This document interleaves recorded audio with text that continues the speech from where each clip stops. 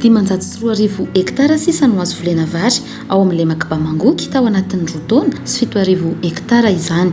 Raha toa ka tokony ahatratra 80 sy 707,000 hektara izany, vokatry ny tsy fahavitana ny sava ara-potoana ny lakan-dranobe voahintsony rehefa tapitra ny tetikasa izay novatsiany Badavola, izay nanohana ny Fédération Tantsaha tamin'ny fangalana ny fasika. Manampitrotraka ny fitombon'ny fasika vokatry ny fahasimban'ny Sandrika. Ny le Makibamangouky izay ambolena indroa isan-taona ary tokony ahazo vokatra 5,000 taona isan-taona. 2 amby hektara no 7,5 amby ara zay tanimbariko. Kanefa hatramizao aloha sy misy fambolena fa misy 3 tao zay satria sy avy aminay agny le rano. Se tanimbary sy totry ny fasy fa ny rano sy ampy miala avy aty Bevoay. Satria le fitantanana zany sy mandeha amin'ny normal zany fitantanana satria borabory. Tamin'ny 2018 jusqu'à 2010 zany hektara raiky zany dia mamokatry vary 100 gony. Ty amizao zara la mahita za 7 gony 3 gony.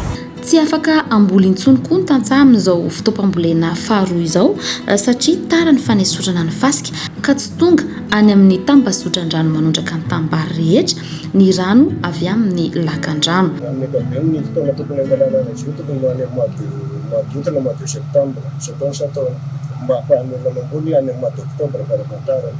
Fa nolona miarabola dia tsy tratra zay lasa tara zao zany sika novembre manomboka ny asa.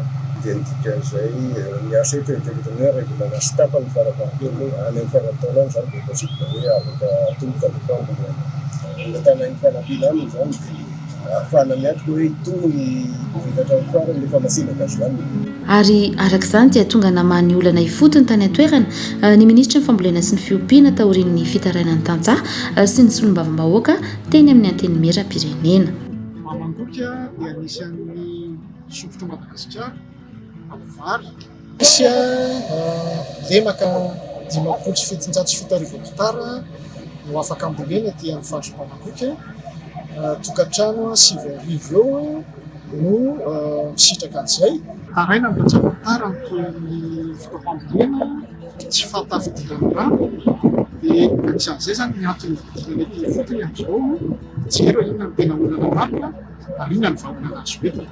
Efa misy asa manomboka moa zany eto entin'ny fitondram-panjakana mampiasa ny fitaovana zay misintona ny fasika mba ahafahana manampy amin'ny Tantsaha zany hahatonga an'izay rano zay any amin'ny lemaka izay tokony ambolena avy amin'izao vanim-potoana izao.